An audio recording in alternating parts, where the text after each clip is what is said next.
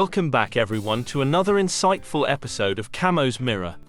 I'm your host, Camo, and today we have something special lined up. Here on Camo's Mirror, we look at ourselves and the world around us. It's all about introspection, connection, and understanding how we can grow in the face of the challenges we encounter every day.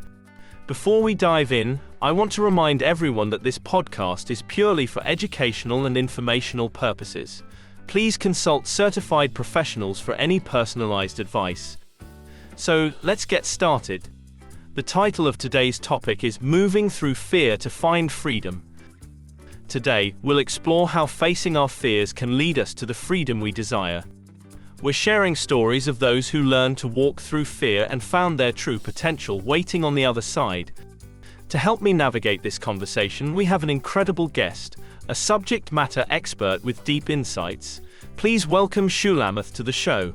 Hey Camo, thank you so much for having me here. I'm really excited to dive into this conversation. Fear is something we all face, but breaking through it is truly transformational. Absolutely, Shulamith. Let's get right into it. So when we talk about fear, the fear that keeps us from becoming the people we want to be, how do we even begin to move through it? Great question, Camo. I think the first step is acknowledging that fear is natural. Fear is our body's way of trying to keep us safe. It's a survival mechanism that protects us from real threats, like dangerous animals or natural disasters. Sadly, fear often manifests in ways that limit us from doing things that, deep down, we know we want to do. To start moving through fear, the key is to reframe it. Think of fear as an invitation rather than a roadblock. Behind every fear, there is often an opportunity for growth. For instance, let's talk about people who feared public speaking.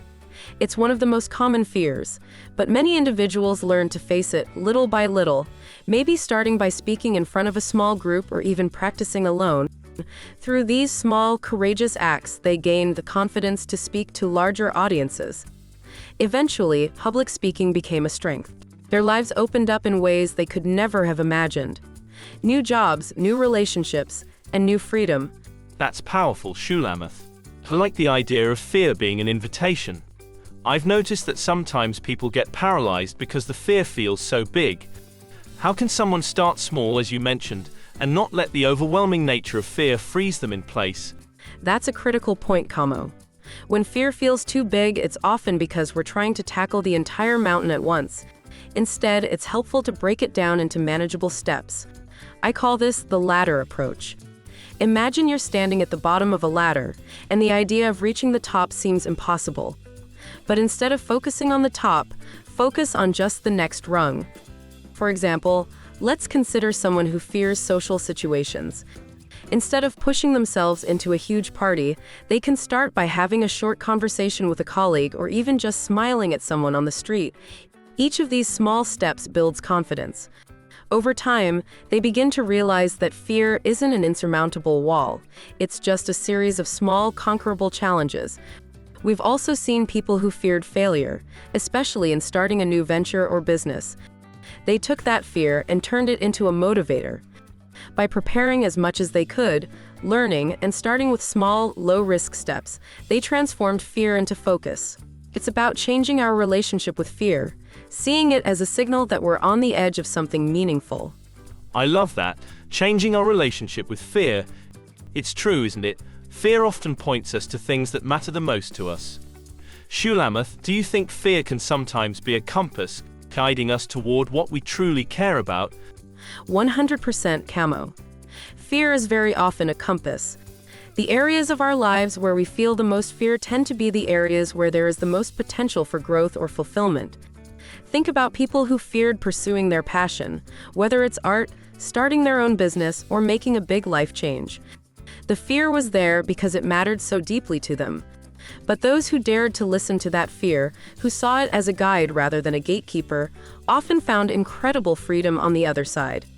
They found themselves living a life aligned with who they truly are, not held back by the expectations of others or their own insecurities. It's also important to remember that courage isn't the absence of fear. It's moving forward despite it. There's a beautiful freedom that comes when you realize that fear will always be a part of the journey, but it doesn't have to drive the car. You're in control, and each step you take through fear is a step toward the life you want to create. That's so insightful, Shulamith. I'm sure our listeners are feeling inspired right now. To everyone listening, I hope you can take a moment to reflect. What fears have been holding you back, and what small step can you take today to move toward freedom? Exactly, Camo. It's all about progress, not perfection. Take that small step and give yourself credit for each movement forward. Fear doesn't have to be a stop sign. It can be a signal that you're about to do something truly meaningful. Thank you so much, Shulamith, for sharing your wisdom with us today. This conversation has been so valuable. And to all our listeners, remember that you have the power to move through fear and find your own freedom, one small step at a time. If you enjoyed today's episode, please subscribe, like, and share the podcast with your friends and family.